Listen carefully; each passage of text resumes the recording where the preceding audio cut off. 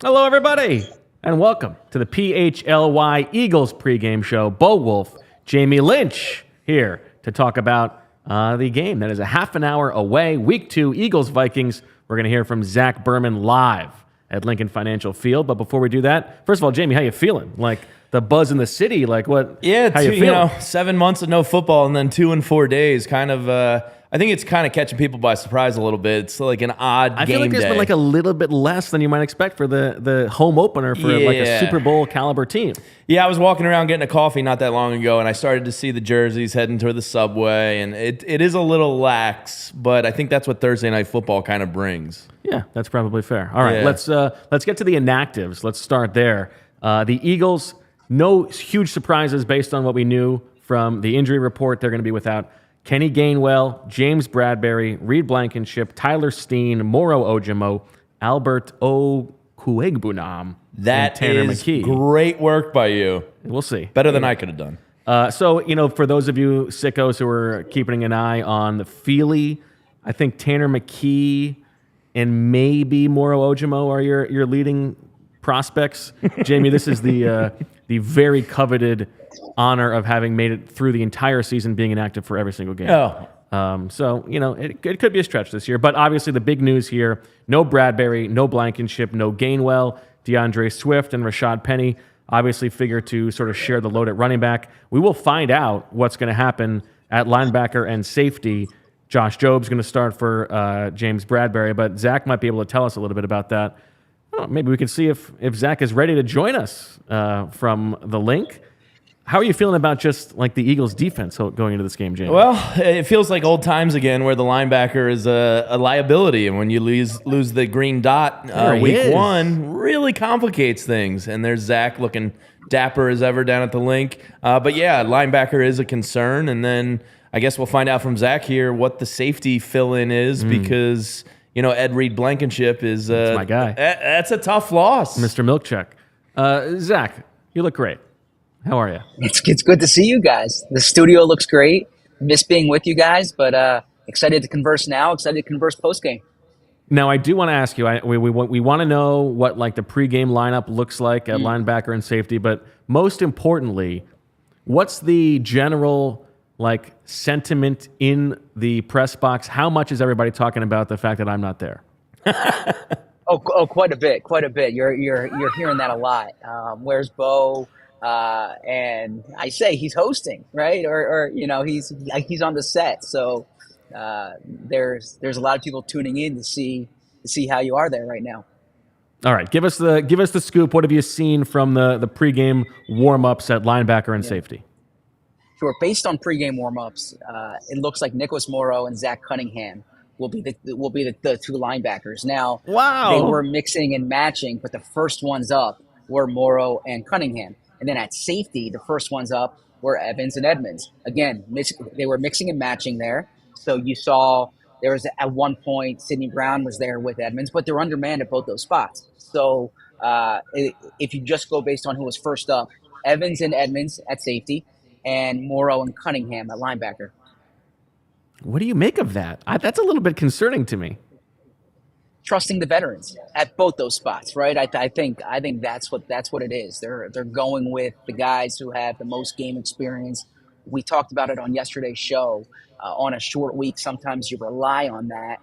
But I do think you brought up a valid point in particular about Sidney Brown's athleticism, about the ability that Sidney Brown brings. If he's going to be the starter eventually, this would seem to be a good time to break that seal. It doesn't look, at least as of now, that they're going to do that tonight. Go ahead. Oh, Zach, last year they were able to keep Justin Jefferson in check. I think it was one catch for 7 yards. Obviously, that gets complicated tonight with no Reed Blankenship back there. Any idea from what you've read in the Vikings world this week how they're going to use him. I would imagine he's going to be all over the field tonight. And then to counter that, how do the Eagles plan to stick him? Because they have a pretty exciting rookie on their team as well. Yeah, it's a really good question, and it's one of the things that I'm most eager to watch tonight because I asked Sean Desai earlier this week how he feels philosophically about having your cornerback travel. Last year they did not travel Slay with Jefferson, but like you mentioned, when Slay was on Jefferson, he held him in check. He had 2 interceptions on passes intended to Jefferson, so it would behoove the Eagles without Bradberry to use Slay in that manner. When I spoke to Slay this week, he said, it's always something that he welcomes. He'll do what he's asked to do. I'm expecting the Eagles to do that. Otherwise, I would expect Minnesota to move Jefferson around. And if you're not traveling Slay, you're going to get an advantageous matchup with Jefferson on Josh Jobe, or even Jefferson in the slot sometimes, maybe with Devontae Maddox there. I just hope that somebody in the Berman family or the Rickel family has taken a picture of Zach on the screen with a nice comment from his father-in-law. Shout out to David underneath. You got to love that. Zach, I got to tell you, I'm a little bit worried about the defense, and I don't know if this is a Sean Desai decision or this is, a front office decision. I imagine this is Sean Desai's decision.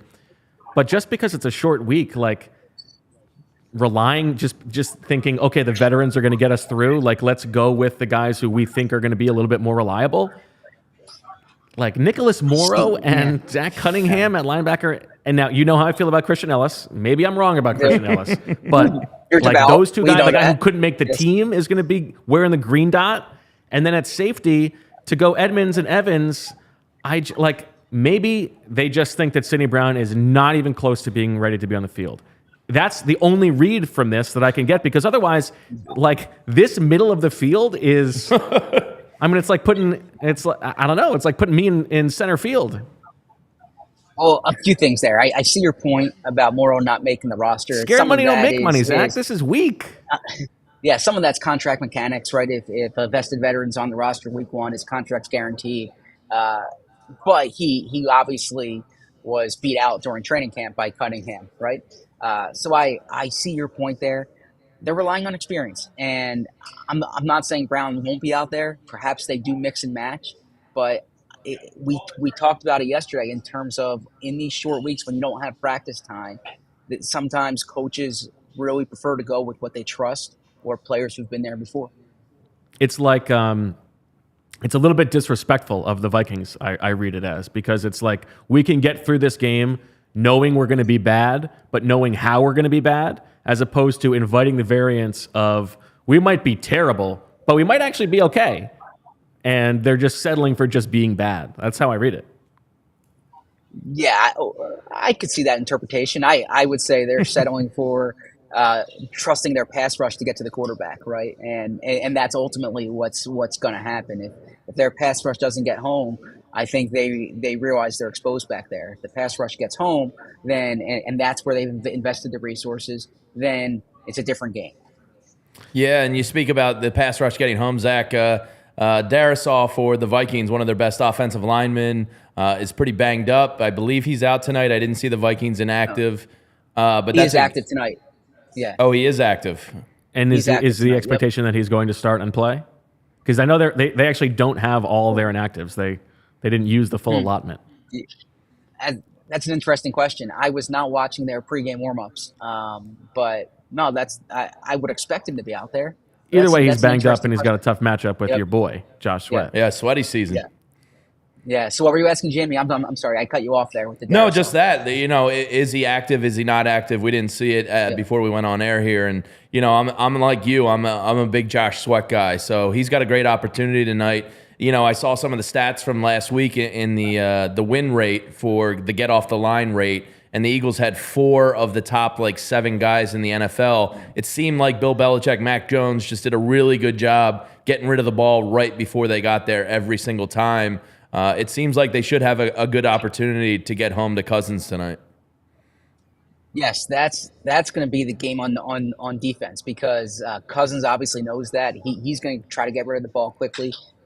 Last season, we saw what the Eagles pass rush did. We saw what the Eagles secondary did. And I mean, Cousins has a lot of experience here, so he knows that the Eagles are built with that line of scrimmage, and that's gonna be the name of the game in terms of them being banged up on across the front. They're missing Garrett Bradberry, and with the way the Eagles can get to the quarterback, if Cousins has time, the Eagles are exposed. If Cousins doesn't have time, it's advantageous. Now, Zach, shout out to the chat coming up big once again. Ya boy, like one of your biggest boys in the world, Mike Garafolo, reportedly reporting that Darrisaw is a game-time decision, but most likely to be a backup, it sounds like. So another opportunity for Sweat, and obviously they're without Garrett Bradberry too, as you said. How about the other side of the ball? Jamie, are you worried after that Week 1 performance about Hurts in the offense? How are you feeling? It's Week 1, so I try not to look too much into Week 1 stuff, especially when it's slow. But Zach, the part that concerns me a tiny little bit is that the Eagles kind of caught teams by surprise last year with the RPO, PRO, Jalen Hurts emergence. Bill Belichick had 7 months to prepare for that offense. That playbook was prepared for this year, and they're not catching people by surprise anymore. I guess, are we going to see, was that the blueprint last week on how to attack this Eagles offense? That's the thing I'm most interested in seeing from the offense tonight. It's a great point, and something Bo and I spoke about throughout the summer is what's the Eagles' counterpunch, right? And Jason Kelsey, he said this in the spring, that when you have a lot of success, teams spend their offseason studying you and figuring out what to do against you. I don't know if last week was as much of a blueprint as it was kind of, I would say, a sign for the Eagles of how of what teams can do with disguises, what teams can do with blitzing. Now, it takes really good players, and the Patriots have a really good defense, but Brian Flores is from that Bill Belichick coaching tree, right? Flores saw the film. So you can look at it two ways, that either it's a blueprint or it's something that the Eagles now saw on film and that they can respond to, that Jeff Stoutland can work with the offensive line during these past 2 days to try to rectify, that Jalen Hurts now has in his database. That's something that I remember in Carson Wentz's rookie year and his second year. You kept hearing the coaching staff talk about getting the different defensive packages in that database, so when he sees it again, he knows how to counteract it. And Jalen Hurts, for as much success as he had last year, was his second year as a starting quarterback. And I asked Jalen 2 weeks ago about going up against these non-traditional opponents, defenses that he doesn't really see. He never saw a Patriots defense other than in training camp joint practices, right? So now that he has that in his database, that's something that he can kind of work off of going forward. All right, Zach, great stuff from the Linc. How did you feel about this? How did it go for you? So it went well. Now, the one thing, this, Bo, I try to be friendly with everyone, and there's people walking by and they're saying hello, and I'm trying to acknowledge them, but I'm on live video here as well. So what a flex! You're very popular. In those. Is there anybody in your vicinity who's trying to make you crack, trying to make you break? No one trying to make me break. No. But there's there's always there's different people from the teams, from the opposing teams, from the league that you're trying to. Wow, Roger trying to say hi to Zach, and he's big time in Roger. So Zach, the other important question obviously is, how's the spread tonight? What was on the Berman plate for dinner? Have not eaten yet because I was afraid of getting something on my shirt for the show. So once I get off, I will go get that. That's a veteran. Dinner. That's a veteran. Yes, exactly. That's someone who's spilled on his shirt before. And there's no backup here. All right. Well, Zach, thank you very much. Enjoy the game. Pour one out for me. Have some popcorn in a cup for me, and we'll talk to you after the game on the postgame show. Look forward to it. All right. Thank you very much. As a guy that can't really go anywhere without a tied to go stick, that's really well executed by Zach right there. And you know what? I know that he got there early, so that means he's really been thinking about this, and he's probably been thinking I could probably get away with some pasta or whatever they've got, but that's how much he cares about this job. As he says, he's dedicated. Nothing can encroach upon his professionality. Yeah, no, he's a serious newsman. Yeah, he is. Should we get to our best bets? Absolutely. All right, let's do it. Now we've got two each. You look a little bit hairier there. Yeah, a lot hairier. A little different, but for the most part, it's there. And I do have to say, the chat is going wild over your legs. Oh yeah, Just like what? Yeah, What impressive stems you've got. I'm a shorts and flip flop guy, usually into November. So these bad boys probably won't get covered up anytime soon. Love it. Yeah, got to show a little skin for the people, Absolutely. All right, I'll go first. We did 2 each here on our based on our DraftKings Sportsbook stuff. I went starting with AJ Brown's longest reception over 26.5. Like it. And my theory here, my thought is the Vikings are going to blitz a lot. We know that they are. They were the highest frequency blitz team in week 1. That is Brian Flores' MO. That's what teams generally try to do to Jalen Hurts. We know that they want to take shots downfield. There were some shots taken successfully against the Vikings defense in week 1 by the Bucs. And I think that we know that A.J. Brown is their guy. So I feel pretty good about this one. Now, the odds are not great. I think it's only like minus 125. So I would think internally, like they didn't really get the ball downfield at all last week. That was taken away from them. So I would think internally they want to get that connection up and going. So I do like that one. I actually personally, this isn't one of my best bets, but I did take a bet on DraftKings tonight that Hurts and Cousins each have a 50-plus yard play. Now, those are some juicy odds at plus 1,000. Yeah. But I envision a bomb tonight from Jalen to somebody. Sirianni's going to want the crowd to get into it and get a bit nuts. So I like that play. I started out with just a simple old game over. I think the Vikings defense kind of sucks. I think the Eagles are going to put up some points. So I'm going to take the game over at 48.5 and roll the dice there. I like that. Now, that is how I'm expecting it to go, too. I worry a little bit about, like, the Vikings want to slow the game down. Sure. And also everybody's sort of thinking, like, this is going to be a high-scoring game. But I agree with you. I don't think that I necessarily see either defense doing a great job against the other. Yeah, I mean, I have my Eagles' defensive concerns for sure with that middle of the field we just talked about with Zach. And, what are we going to get from the safeties there? Evans wasn't good last week. He was picked on by Belichick, and tonight they're going to be helping out on Justin Jefferson and the rookie Jordan Addison. Both these guys can play, so yeah, I'd be a little concerned about that as well. But I think there's going to be some points scored for sure. All right, my next one, my second of 2, is we've talked so much about how open the Eagles' defense is going to be. I think the Vikings know that they can throw in this game. I think Alexander Mattison is kind of garbanzo beans, not very good. So I've got the under on Alexander Mattison rushing yards. I think it was 51.5. Counterpoint, garbanzo beans are hummus. Hummus is delicious. Well, that's true. Okay. This is a shout out to, this is a Shil Kapadia-ism. Okay. Love Shil. Yeah, no, we got garbanzo beans, Trachita Jones, Roberto Garbaggio. Oh, yeah. Yeah. Well, just don't take away my caramelized onion hummus. I'll be a upset man. Have you had that one? You a Sabra man, or? Yeah, typically Sabra. I mean, if I'm downtown like we are here, a little Dietzengoff, you can't go wrong with that. I've done some homemade hummus. Oh, have you? It's like a Kenji Lopez alt recipe. Wow. It's so good. Yeah. Perfectly creamy. I might have to try that sometime. Like that. My second bet for tonight, I'm going to go Dallas Goedert over 46.5 yards.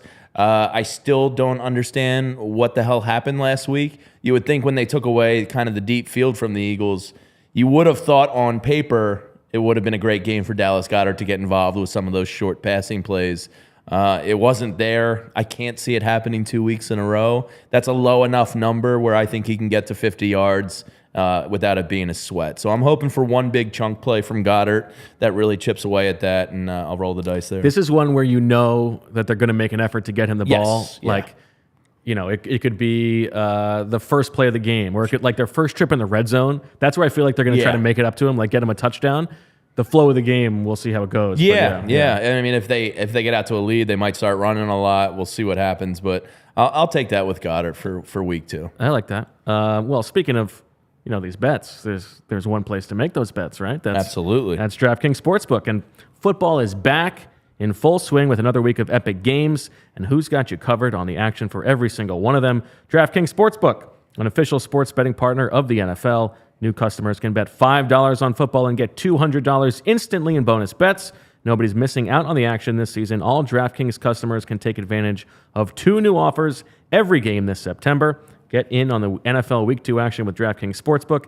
Download the app now and use code PHLY to sign up. New customers can bet just $5 and take home $200 instantly in bonus bets only on DraftKings Sportsbook with code PHLY. The crown is yours. Here we go. Gambling problem, call 1-800-GAMBLER or visit www.1800gambler.net. In New York, call 877-8-HOPE-NY or text HOPE-NY. In Connecticut, help is available for problem gambling. Call 888-789-7777 or visit ccpg.org. Please play responsibly. On behalf of Boot Hill Casino and Resort, 21 and over, age varies by jurisdiction, void in ONT. See sportsbook.draftkings.com/football. Terms for eligibility, terms, and responsible gaming resources. Bonus bets expire 7 days after issuance. Eligibility and deposit restrictions apply. Not bad. That's not bad at all. I got to work on it. I got to get better. I want to get quicker. Yeah. Let's see how quickly we can do it. It's a good one, but I'm all over DraftKings. There's a couple props out there tonight, a couple DraftKings specials you can take a look at. Kirk and Jalen, I would envision both put up some numbers tonight, I think so too. I think Justin Jefferson's going to get his. Darius doesn't have James Bradberry and some of the safeties from last year. It'll be interesting to see how they use Maddox a little bit tonight. I wonder if they kind of zone him up a lot to get a little bit of that kind of safety nickel help, because Justin Jefferson is a handful, and I don't see a one-catch, 7-yard performance again. I agree, and Zach talked about it, but they're going to move him all over. Yeah. I think you probably will see him plenty in the slot. The Eagles struggled in week 1 against those bunch formations. I'm sure that the Vikings are looking at that too. I'm very curious to see, what Justin Jefferson does tonight, like where the Vikings think they can win. Is it going to be? It could be a Hawkinson game. It could be they want to get Jordan Addison against Josh Jobe and take shots for him deep. I agree. I think Kirk Cousins is going to have a big game. Yeah, I think there's going to be some but points. It's prime time. He's going to throw some bad interceptions. I would expect. But absolutely. He's always good for one productive, of those. Yeah. We looked it up earlier. I think he's 11 and 18 in nighttime primetime games. So. Yeah, Which is still a little bit better than maybe we would have thought. Given the I think a little too much is made of his horrible primetime record. He's just mids to me. You know what I mean? Like, he's good. 100%. He can beat you. He's not great. You just got to make him pay, and hopefully that Eagles D line can get to him tonight, because they were close all last week. And Jalen Carter had a great game. Jordan Davis was great against the run. The D tackles are stout. That's going to be a problem for a lot of teams. And then Sweat and Reddick, it just seemed like they were just there all day. So if one of those guys can get home tonight, I wouldn't be surprised to see a strip sack fumble coming tonight. It hits stupid Kirk Cousins right in his back, right on the numbers, and force that ball out. I feel like every time Jalen Carter's on the field, he's the guy that I'm watching.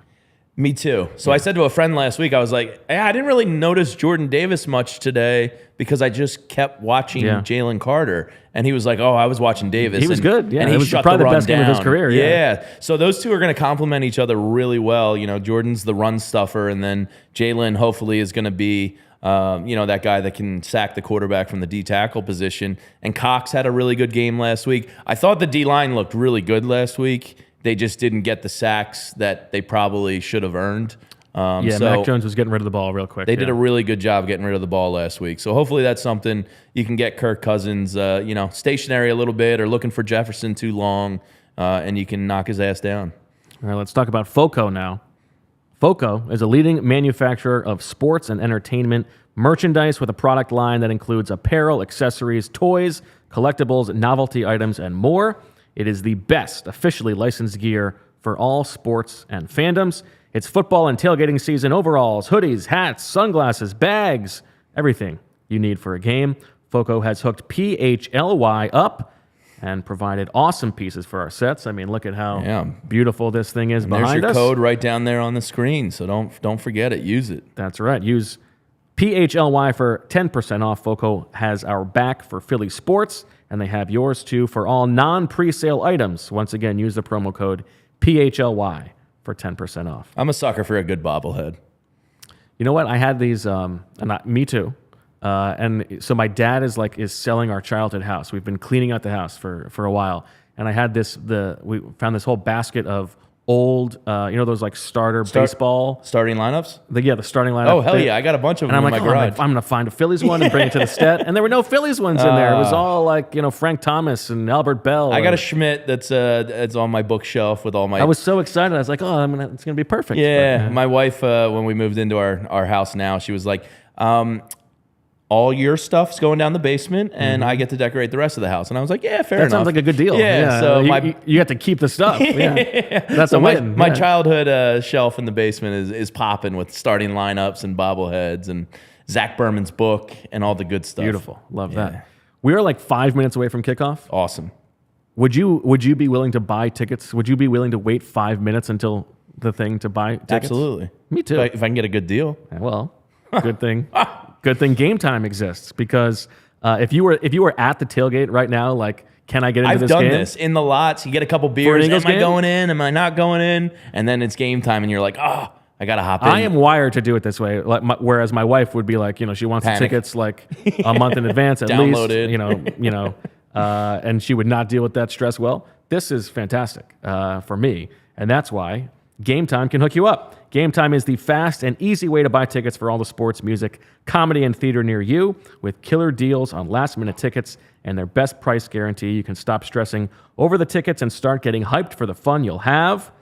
You get images of the seat views. 5 minutes from Game Time, you'll probably take what you can get, but the best deal you can get is on Game Time, and it'll go straight to your phone. So snag the tickets without the stress with Game Time. Download the Game Time app, create an account, and use code PHLY for $20 off your first purchase. Terms apply. Again, create an account and redeem code PHLY for $20 off. All right, it's time for predictions. Yeah, this is... We're minutes away. Yeah, I got it. It is nice to have 2 games in 4 days. As lame as Thursday Night Football can be, it's nice to just kind of keep it rolling. Sucks for the players, but I think the Eagles, they want to right some of the wrongs from last week. I think the offense is going to look solid tonight. I'm interested to see what Sweat and Penny and how they kind of handle that workload. I got the Eagles winning 31-23.